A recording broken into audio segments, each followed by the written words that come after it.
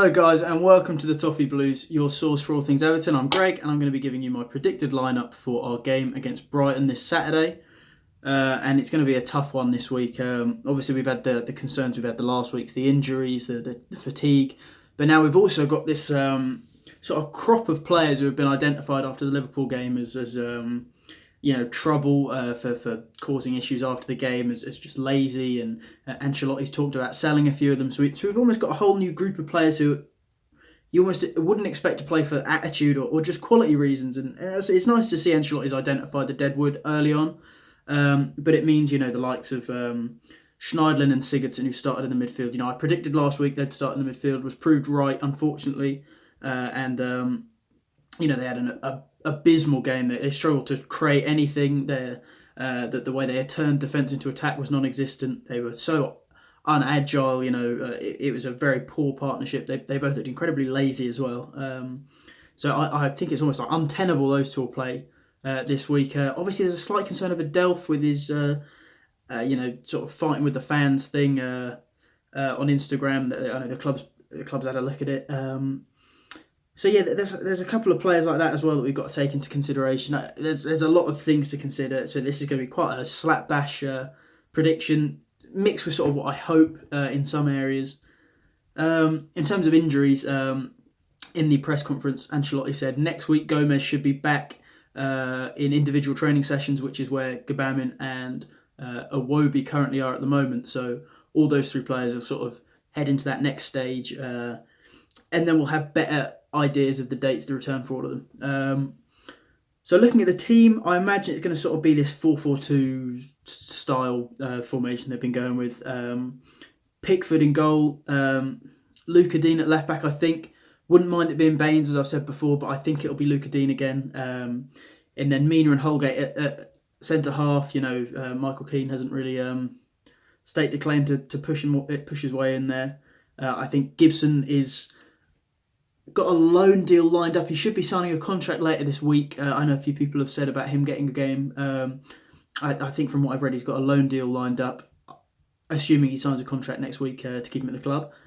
And then Sidibe out right. It was either him or Seamus Coleman, both of which have been, we're not going who's been better at the moment. We're looking at the tallest of dwarfs here. So Sidibe out right, just because his delivery can be quality. And then our real conundrum is who the two are going to be. I think Tom Davies almost, he was handed the opportunity because of the injuries to have a consistent run of games. And now I think just because of the sort of fallout from the FA Cup defeat, he's given another option to be that man in the midfield. And Delph, I think, may be next to him. I don't think he's had as bad a time of it. I've read a statistic somewhere that he's had our best pass rate of any player over 90 minutes so far this season, just generally across his game. So, maybe Delph and Davies will be the two.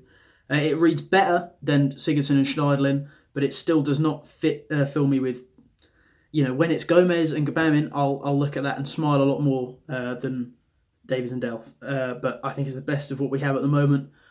Unless Ancelotti is brave and brings through one of the young boys. I know Beningham's injured, but we do have other options there. On the left, I'd like to see Bernard come back into the team.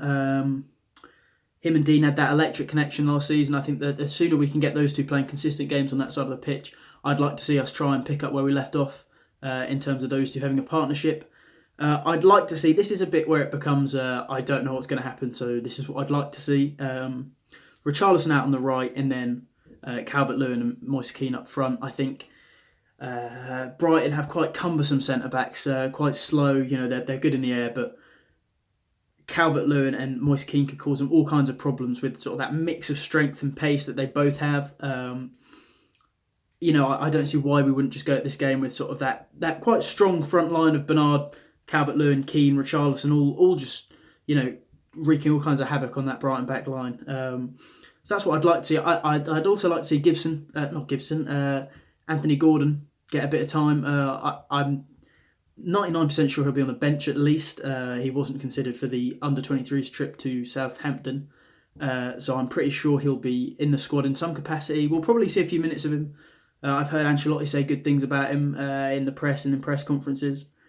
So yeah, that is, I imagine, where I'm going to stand on this. Pickford in goal, a back line of Luca Dean, Yerry Mina, and Mason Holgate and Jibril Sidibe, Tom Davies and Fabian Delph in the centre. I don't like it when I say it, but that's it.